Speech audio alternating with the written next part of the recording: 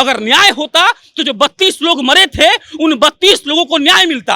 अगर कानून का राज होता तो वो पुलिस वाले उसको नहीं पकड़ते जो स्प्लेंडर से दारू बेच रहा है, असली माफिया को पकड़ते। और अगर विकास होता तो विकास जहां होता है वहां साल भर में एक राज्य में 600 लोगों की मृत्यु दारू पीने से नहीं होती है। कि जो मरे हैं उसका जिम्मेदार कौन है? वो पुलिसिया फौज है, डीएम साहब है कि नीतीश कुमार है? और इस बात का जवाब अगर हमारे मुख्यमंत्री साहब नहीं दे सकते हैं तो उनको अपने पद से इस्तीफा देना चाहिए और इस बात पर मुहर लगनी चाहिए कि जदयू के सारे नेता नाकाबिल हैं। ये जदयू का भव्य कार्यालय है, वही कार्यालय जहां से बिहार के बर्बादी की गाथा लिखी जाती है, वही कार्यालय जहां आप ये समझ सकते हैं आकर कि कैसे नीतीश कुमार जी ने सुनियोजित तरीके से बिहार को गर्त में ढकेलने का काम किया है। वहां पर बारकोड पकड़ाया है, अलग अलग बोतल पकड़ाया है, ढक्कन पकड़ाया है। और इससे हम ये समझ सकते हैं कि पटना के इलाके में जब दारू पकड़ा रहा है, नकली दारू बनते हुए, तो आपकी पुलिसिया फौज क्या कर रही थी? यहाँ पर पूरा सन्नाटा पसरा हुआ है, प्रवक्ता कक्ष में कोई नहीं है और हम ये बात जान रहे हैं कि इन लोगों को कोई फर्क नहीं पड़ता इस बात से कि कौन बिहारी मर गया और कौन बिहारी जिंदा है। कि एक जिला में 2 दिन में 2 दर्जन लोग मर गया भागलपुर में, इसका जिम्मेदार कौन है? राजमिस्त्री का बेटा जब चिल्लाकर ये कह रहा है कि पिताजी मेरे सामने देसी शराब पिए थे और मर गए, और अगले दिन डीएम साहब कह रहे हैं कि ये जांच हुई है और परिजनों का कहना यह है कि वो लोग बीमारी से मरे हैं, वो कोई जहरीला शराब नहीं पिए थे, तो क्या ये सवाल नहीं पूछा जाना चाहिए कि आखिर वो लोग कैसे मर गए? और ये लिखना चाहिए था कि मरने के बाद हमने डीएम साहब लोग को ये आदेश दिया है कि आप लोग इस बात को स्वीकार मत करिएगा कि जो मृत्यु हुई है वो दारू से हुई है। आप लोग ये कहिएगा कि परिजन ने इस बात को स्वीकार कर लिया है कि जो भी लोग मरे हैं वो लोग अपने बीमारी के चलते मर गए हैं या स्वयं मर गए हैं, जहर खा के मर गए होंगे। लेकिन नीतीश जी की सरकार बहुत अच्छा काम कर रही है जहरीला शराब के बारे में। प्रकृति आवश्यकता की पूर्ति करती है परंतु लालच की नहीं।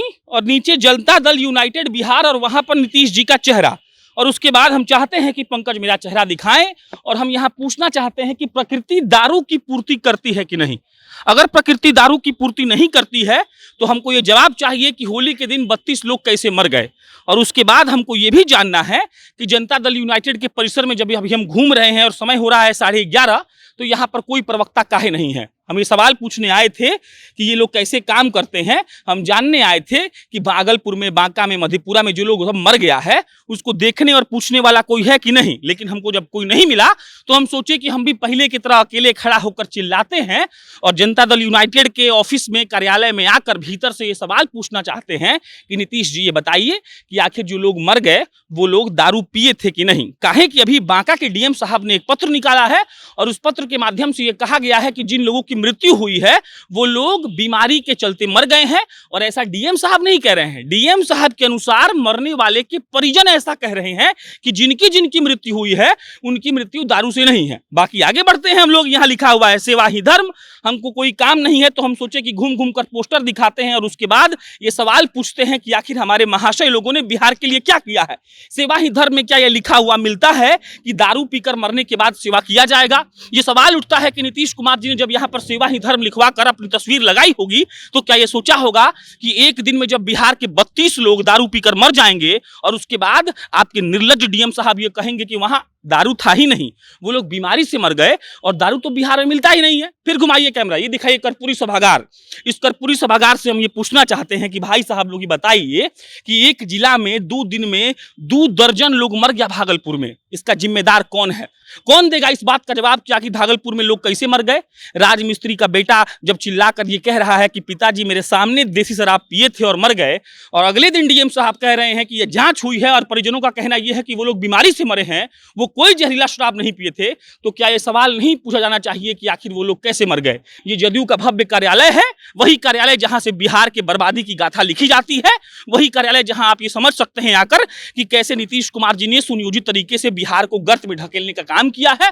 और यहाँ पर जब लिखा हुआ दिख रहा है हमको प्रकृति आवश्यकता की पूर्ति करती है परंतु लालच की नहीं, तो मेरे मन में सवाल आता है कि प्रकृति दारू की कितनी पूर्ति करती है, ये पूछना चाहिए।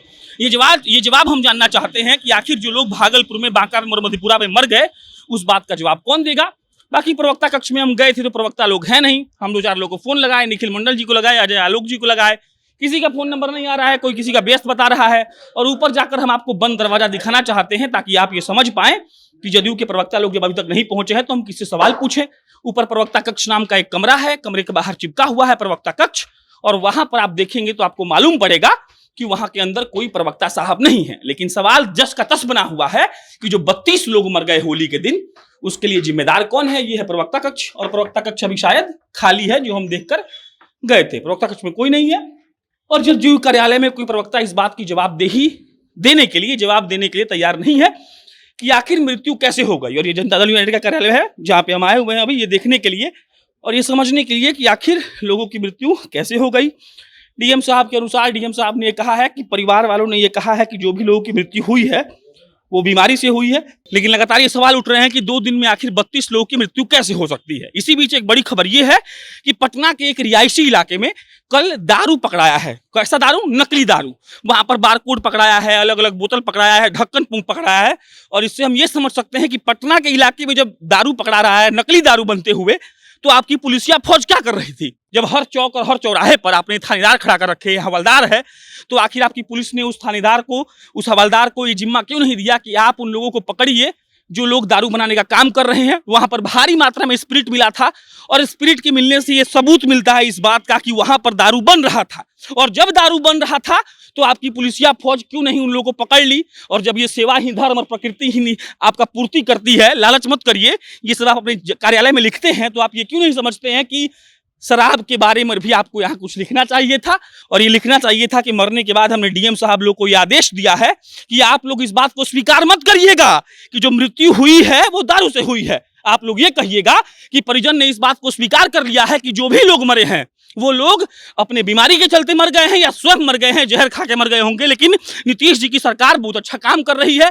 जहरीला शराब के बारे में सुबह का 11:30 बज रहा है, और जिस राज्य के मुख्यमंत्री के कार्यालय में इतना सन्नाटा हो, जब 32 लोग उस सूबे के मर चुके हो, तो आप ये समझ सकते हैं कि वो राज्य के मुख्यमंत्री साहब क्या कर रहे हैं, वो राज्य के प्रवक्ता साहब क्या कर रहे हैं, और आप ये भी समझ सकते हैं कि इस राज्य के नेता और इस राज्य के लोग कितने सही तरीके से बिहार के लिए काम कर रहे हैं। अगर ये लोग बिहार के लिए काम कर रहे होते तो हम और आप इस बात को समझ जाते, क्योंकि यहाँ बहुत चहल पहल होती, यहाँ पर नेता चिल्ला रहे होते, यहाँ पर नेता इस बात का डिस्कशन कर रहे होते कि आखिर लोगों की मृत्यु कैसे हुई। लेकिन यहाँ पर ये सब नहीं हो रहा है, यहाँ पर पूरा सन्नाटा पसरा हुआ है, प्रवक्ता कक्ष में कोई नहीं है, और हम ये बात जान रहे हैं कि इन लोगों को कोई फर्क नहीं पड़ता इस बात से कि कौन बिहारी मर गया और कौन बिहारी जिंदा है।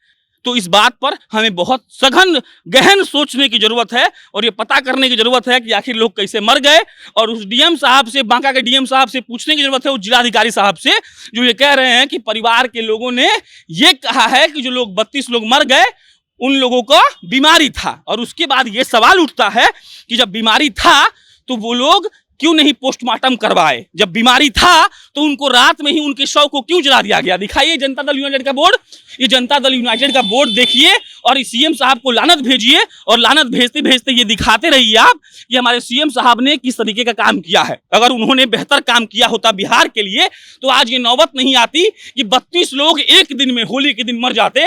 और बाहर जब लिखा हुआ है कि न्याय के साथ विकास कानून का राज, तो न्याय कहाँ है, विकास कहाँ है और कानून कहाँ है? अगर न्याय होता तो जो 32 लोग मरे थे उन 32 लोगों को न्याय मिलता।